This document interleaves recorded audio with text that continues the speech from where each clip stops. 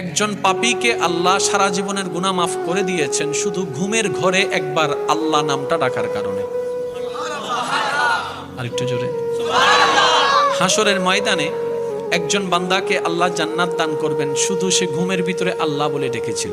তো ফেরেশতা জিজ্ঞেস করবে, ইয়া রাব্বে করিম, সে তো যে আমলটার কারণে তুমি তাকে জান্নাত দিচ্ছ, এত গুনার উপর ভারী করে যে নেক আমলটাকে বানিয়েছো তুমি, আল্লাহ সেই আমলটা হচ্ছে তোমার নাম ডেকেছে, আর তোমার নামটা তো সে স্ব ইচ্ছাই ডাকেনি, ঘুমের মধ্যে ডেকেছে, ঘুমের মধ্যে ডেকেছে, ঘুমের ঘরে ডেকেছে। রব বলে, যেভাবেই ডাকো নাম তো আমারটাই ডেকেছে,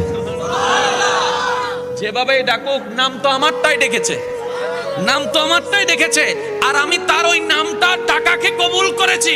ও ফেরেশতা, এক পাল্লায় সেই নামটার ওজন রাখো, আরেক পাল্লা তার সারা জীবনের গুনাহকে রাখো। সেই দিন হাসরের ময়দানে ওই একটা নাম ডাকাটাই ভারী হয়ে যাবে। সুবহানাল্লাহ।